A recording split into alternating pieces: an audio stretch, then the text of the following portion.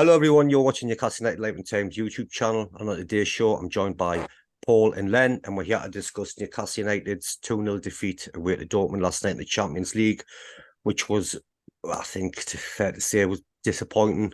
So, without further ado, we'll go to Paul. Paul, what was your take on the game last night, and where do you see our situation within the group, and do you think we can advance? Well, that's a few questions, Rob. I'll start with the first one if I can remember it. Well, that would be the sensible thing to do. Go on. Yeah, exactly. Well said. The first one. That was the match. Well, I think they started off there with a better side. I think for the first up until they scored. Really, the goal was a bit. It was a few mistakes. I think Shaw went in on a player. Then they had a few flicks and tricks about the box. Not many people were cutting the ball out, and then the lad ran in, Longstaff left him, and he had a free shot. And I think from that point on, we started playing our game. After that, I think Trippier had a good chance where you'd done a good little move. I think it was with Lewis Hall, was it? And then he just crossed it. If he had just picked Wilson out, he was unmarked 2 yards out. And for some reason, he tried to pull it back, and it just got cleared. The rest of the half was sort of like they had a couple of chances. And later on in the half, we had a one with Joe Linton where it came over and he had a head on. The keeper made a half-decent save. And then it got to half-time and we thought, they're going to have to make a couple of changes here because there wasn't much on the bench. So at half-time, I think he said Wilson was feeling his hamstring. He had to come off. We're 1-0 down by this time. Yeah, we went 1-0 down. Yeah, it was 1-0 down. And then obviously Wilson came off. They said it was his hamstring, feeling a bit tightness. So he brought Anthony Gordon on up front. He brought Miggy on. I think he took Lewis Hall off because he was on a booking. He got booked after about 10 minutes. Well, he booked him and he let about 4 or 5 of their lads off. I think he had a half-decent game, the ref, but I think he missed a trick there. I think he should have booked a couple of their players. In the second half, we had a good go at them, I thought. We were the better side, more possession. But I think they just let what come onto them. And I think you can just tell, though, that they're quite savvy and they've played in Europe a lot of seasons. Yep. They knew exactly how to play. We didn't really create many clear-cut chances, but that Joe Linton chance just after the hour, he's got to score. Livramento had a cracking ball in. And I thought he was fantastic, by the way, Livramento. He played in 3 different positions. Left back, right back, and I think left wing or right wing as well. He was brilliant, him, for 20. Did you say he got man of the match, Paul? Again, 3 games he's played. He's 3 stars, 3 man of the match. Brilliant. Yeah. Great player. 3 tough games as well. He's got to score 4 or 5 yards out. He's got to at least hit the target. And at ones each, I think we probably would have beat them, to be honest with you. I think they would have been rocking, and I think the fans might start getting a bit twitchy. Now, obviously, we still had a bit more of the ball, and they were just sort of countering. They had a couple of chances, and then Trippier had a chance I think it was on the left-hand side. He had was it a corner or a free kick? He whipped it in. They just cleared it, and they had a 2-on-1 with Livramento, and he went to the man. Well, he sort of laid back a bit from Brandt, and there was another lad, and Brandt just put it in the corner. Nick Pope couldn't really do much about it. And then we had another couple of chances. Miggy had a shot, another one that went wide. But I think that it was just like a bit of a wake-up call, really. Like they were quite cute the way they played. They were, yeah. I don't think they're that great a team, but they're probably the poorest in the group, but they've beat us twice now. But I just think we're going to have to learn. We maybe have to play a little bit different in Europe. I don't know. But all in all, I think on the whole, we've played 4 games, 4 points. We haven't been sort of done in any of the games, really. We've been in all the games we've played. Yeah. And I think it could have went either way in probably both games against Dortmund, to be honest with you. But you've just got at this level in the Champions League, you've got to take your chances, haven't you? Yeah. You've got to take your chances. But we'll learn from it, We're not out of it yet. We've still got we've got to go to PSG. So I mean, there's only 3 points between all 4 teams. So, we're not out of it, but we're going to have to win both games now to progress, and it's going to be difficult, especially with the threadbare squad. But with a lot of the players who have just rose, like Livramento, have come to the fore and stuff, so that's a positive. Willock's got more minutes. He looked all right last night. I thought Gordon looked a bit lost up front. He's better wide, so I think we're definitely going to have to get a striker in January, definitely. Yeah, I agree with that. I know we've got coming back, but all in all, I think I was a bit disappointed, but then you've just got to look 2 years ago today, Eddie Howe was appointed. What, second bottom? Look how far we've come. That's the way we've just got to look at it, like. Incredible, isn't it? Incredible. When you put it in those terms, it's absolutely incredible. We're disappointed because we're getting beat off Borussia Dortmund 2 years down the line. That's how far we've come. How crazy is that? How crazy is that? Yeah, it's crazy. Yeah, crazy. Do you think over the 2 legs, are you more disappointed with the home result? Yeah, I think that was the home game. Yeah. Home game, really. Because if we had to beat them at home, then different game, innit? Just would have. Yeah. Then if they had to beat us there, then they would have been level with us. So, I mean, I think going into the Champions League, I think the key was the home games, wasn't it? Of course it was. I think was said you need to win your home games, and if you can pick up something away from home, albeit all well and good, but we haven't quite done that. We've just been not quite where we need to be. But as you say, a little bit disappointing. But Rob and Paul, you're right. From where we were a year or two ago, it's we're in a great place. We are. We're still in the Carabao Cup. This is still. The next game. Is that 2-3 weeks away? Isn't it? No, we've got Bournemouth on Saturday. No, the Champions League. The Champions 3 League weeks. game. 3 weeks. So hopefully, we might have 1 or 2 players back, which will bolster the squad up a bit. Isaac will be back. He's back on the grass now. He's training by Salary. I wouldn't be surprised if he's on the bench on Saturday if Wilson doesn't make it. Yeah. But it was disappointing last night. I said on Sunday's show, I says what I hope we're not doing when we do this show is talking about the missed chances, because I always felt we'd get 1 or 2 chances and we've got to take them. At this level, you've got it, and it's a cliche. You've got to take your chances. Now, Rob, can you just remind the eager viewers of what the predictions were on that podcast? Oh God, that is a good question, Len. Did we make a prediction? I think I just went. I didn't think we did we, Paul? I don't know if I said 1-0 to Newcastle. I can't remember if we made a prediction on it, did we? I can't recall then, to be honest with you. Sorry to put you in that situation, obviously. No, it's I honestly can't recall. I think me and Paul both agreed, that a draw was probably the minimum result, and we were more than capable of getting a draw. Yeah, I thought leading up to the game, I thought I had 1-1 draw, score draw, both teams to score was in my mind. So it was disappointing not to score. It was a shame I never got to see the game. I was stuck on the M62 coming back from Manchester. So unfortunately, I think it's probably the first game I haven't seen at all this season. So although I did get home eventually, and I will watch the highlights tonight. So I'll catch up eventually before we get into the next round of fixtures. The highlights won't take you long, Len. Oh, will it not? No, yeah. To be honest, the coverage on radio, I do enjoy listening to the matches. If I have to ever listen to a match, I'd much prefer to listen to it on national radio. So I listened to it on Radio 5, and Neil Lennon was on. I don't know who the actual commentator was, but Neil Lennon was on. And, he seemed to be talking very positively about Newcastle's performance and of the game in general, saying it was quite an entertaining game. Newcastle United played well. So looking at it from a non-biased point of view, when you listen to Radio Newcastle, and you get in my opinion, a very biased view of the match. So you don't get, both sides of the story. But listen to it last night, I think, we did play quite well, and we just lacked that. I think, Paul, you said it earlier, we just lacked it in the final third, really. We didn't, Joe Linton had a good chance, 1 or 2 other half chances, and you do need to take advantage and score from these in big games. When you're away to Manchester United, you're at home to Arsenal, then you're away to Borussia Dortmund. In 6 days, it's going to take it out of you, isn't it? Of course it is. It's probably one game too many. Do you think, Rob? Space of time. Yeah. And I think that's probably what I mean. We did give it a go, we did give it a go, then, you know. And we weren't I read it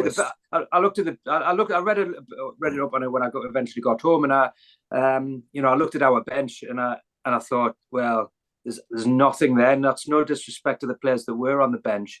There's not a lot there. Once you've made them couple of substitutions, you're sort of raking around thinking, is there anybody really there that's going to make the difference and come on and make an impression? And great for Lewis Miley, the youngest player ever to play in Europe for Newcastle United. So great to see that. I mean, he's got a great future at the club. But, I think we've got a couple of keepers on the bench. I think there's a couple of players that you can't bring two keepers on to get you a goal, can you, really? Exactly. And I think a couple of there might be a young lad there. I didn't even know who, I couldn't put a face to the name, So the ball, Lucas the ball or something. That's right, yeah. And you look at it and you think, oh, well, that is as close as you can be to the bare bones. I mean, we're struggling to put an 11 on the pitch at the minute.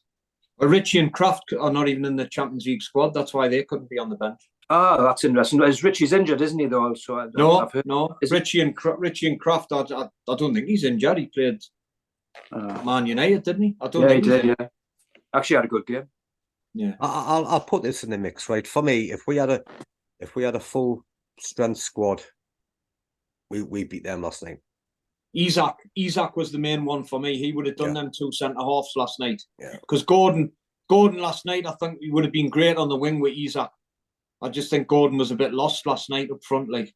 I think Isak is definitely suited to European football, isn't he? And I think he's been a big miss generally. I know we've picked up some good results in the Premier League, but having the option to bring him on or play him and then take him off and sub him later on, I think we've missed him generally because he is an attacking threat regardless of who he's playing. It's goals from nothing. It's his link-up playing. Wilson's not as good as a link-up player and putting ball. Like the first game against Dortmund, Isak got the ball and he put Gordon straight through. And then he got injured about a minute later. And then even the Man City home game, he got the only goal, didn't he, to make us progress. It's just a little thing. He's the game changer. Isak, he's got that little bit of magic, hasn't he? And how soon do you think he'll be back? He's obviously not back for the weekend. No, he's on the grass. He's training by himself, apparently. Is he? I don't know because I don't think they'll even put him on the bench on Saturday because they'll not want him going away on international duty again because he always seems to get injured. Yeah, you'd like to think we could get a result on Saturday without him, I think. Well, we've got to beat Bournemouth, to be honest. They've only won one game. Without a doubt. We've got to beat Bournemouth going into that. The players have got a couple of days rest, they can recuperate and hopefully go down to Bournemouth and, like you say, Paul, get the 3 points. Even with the team we had last night, I know we're missing Bruno on Saturday, but you'd expect Willock will obviously he'll start. Joe Linton and who else? Willock, Joe Linton, Longstaff will probably be the three in midfield, and Livramento will come in at left back. And I mean, I still think we've got a good enough team to go there and win. Yeah, I agree, 100%. Yeah, I mean, Livramento, I think now he's given Eddie Howe a problem now, hasn't he? He's quality, yeah. He's well, I think I'd said when you did, Len, on the last time I was on. Yeah, you have to find a place for him in that starting 11. And I like Almiron, but he's so versatile. Livramento is a different class, isn't he? Different style for different game, I suppose. Yeah. You'd like to have both of them in the team, but this is true what you say there. It does give Eddie Howe a difficult decision because Livramento is putting his name on the starting 11, and you've got to somehow fit him in. Well, I think Trippier's fit the last couple of games. You can see even Trippier looks shattered. He hasn't been his normal self the last couple of games, I don't think. Do you think the long term is? I know we've got Lewis Hall and whatever, but do you think the long term is Trippier at left back and Livramento at right back, or just? I don't think he'll not want to play Trippier at left back. I think he's got him for right back. He could even play Livramento right wing or left wing. Lewis Hall he played a lot of games in midfield for Chelsea. Oh. Yeah, he did. But now obviously Matt Targett and Dan Burn being injured, there's only really him and Dummett, isn't there? Or Livramento, to be honest, he could play, or Trippier. So still I've got four choices. Yes, Trippier will be playing at left back. So that's but he's an option. But I don't think Eddie Howe will be his first choice position for him. No, I prefer him right back, but then he plays left back. Because he links well with Mickey, doesn't he? Yeah, I suppose so, yeah. Right, so and Longstaff. We'll move on to Saturday now. Then where Newcastle go to the Vitality Stadium 5:30 kickoff live on Sky Sports, and this is my favourite bit. Right, Paul, we'll start with you. Score predictions, please. For Bournemouth. Yeah. I think it's going to be quite. You don't think, do you? Are you thinking? Hang on, I'm trying to think if I'm thinking. I'd say, it's a funny one. It just depends how fit we are and stuff. I'm just going to have to 3-0. It depends how fit we are. Okay, hey, 3-0, is that what you can vote? Okay, Yeah, Len? 3-0. Well, up until a few days ago, 3-0 was my prediction in the back of my mind, because, Paul, you're right, they've only won one game at home this season. They've lost most of their games this season. They concede plenty of goals. We tend to score plenty of goals. So, yeah, 3-0 was in my mind. But then I just look at that team that squad we had out last night, and I think if it's going to be something similar to that, and they're still a little bit tired, I still think we've got enough to beat them, but I think it's going to be a lot harder than we think. And I'm looking at a 1-0 win to Newcastle. I think we'll just sneak it, because I think that'll be a great result, because I think after all the games we've had, 3 points are important, but I'm not as confident as you are, Paul. So then you're going 1-0, yeah? Yes, please. Right, I'll go 2-1 to Newcastle. You'll probably get thumped 2-0 or something. And there you go. So no, right, now if we do get thumped 2-0, you can't count that as being right. No, I think we could get beat 1-0. So you see. So hang on, you're allowed 2 scores now, Rob. No. What?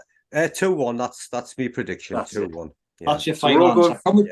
Can we just go back to my last prediction when I got, what was the Arsenal one again? Can we just, because Len wasn't on the show. Right, Len. I'm just trying to remember what I said against Arsenal. I predicted 1-0. Paul predicted 1-0. But what makes Paul better than you on that one? Yes, is he predicted Anthony Gordon to score the goal. All right. So after the match, my phone's going ballistic, and I'm like, "Who's this?" I'm sure it was. Text messages, emails, trying to ring us, and I'm thinking, what's happening to this man? Says, "Hello, Paul." He says, "What did I tell you? What did I tell you?" I was like, "I know you did, Paul. Calm down. Just calm down." He says, "See, I was right." He gets excited. Anyway, no, it was a good prediction. It was well done, Paul. It was very good. It was a very good prediction. I mean, did you put money on that at the bookmakers? No, I didn't. Actually, I know we're not allowed to go back onto the match before the last match, but just very quickly, Paul, one-word answer, right? One-word answer. Did you think the ball was over? Two questions. One, did you think the ball was over the line? And secondly, was the ball over the line in the Arsenal game? No and no. What about you, Rob? When I first seen it, I thought it was out. Then after watching a few bits and bobs, and the base of the ball was over the line. Yeah, but the side of the ball, it looked as though it was just touching the edge of the line. Just touching. So it wasn't out then. So, but they've looked at it. Look, I'll be honest with you, Len, right? If that was the other way around, right? I'll be honest with you. The same set of circumstances, right? I don't think there's any Newcastle fan that wouldn't be absolutely livid. I agree. Well, if that was the other way around, I would have said that ball is in. No, you wouldn't. But yeah, I mean, look at it. I wouldn't. I was just curious, because I must admit, as soon as I saw, similar to you, Rob, as soon as I saw the goal, I was up out my seat and going to the toilet thinking, well, that'll be disallowed. The ball was miles out. And I couldn't believe it. And what I couldn't believe is not only was the ball in, because they couldn't prove it was out, I couldn't then believe they were looking at a foul. I couldn't then believe they were looking at offside. I thought, crikey, what they're going to be looking at next? I know. It was like they somehow had to disallow that goal. Anyway, happy days. It went in our favour, and over the season, as I've always said, it'll even itself out. I was just curious to... And Rob, as John McEnroe used to say, the ball was in. No, he didn't used to say you cannot be serious. Yeah, but that's what I... You're thinking of someone else. I said that as well. The ball was in. He might have done afterwards, but I think he's renowned for "you cannot be serious." That was his catchphrase, Len, wasn't it, McEnroe? It was, yes. You cannot be serious. Paul, you're not quite old enough to remember. Actually, Paul, speaking of tennis, are you still doing a tennis coaching? I am just a couple hours a week. Yeah, I'm off in about 10 minutes to coach someone else. So you'll have to be quick with the podcast. I hope it's not table tennis. Anyway, that's another story. Rob, you had to do it, Rob. Don't mention the table tennis. No, that's another story for another day. Right, chaps. Listen, just quickly on VAR though. Something's got to change with that.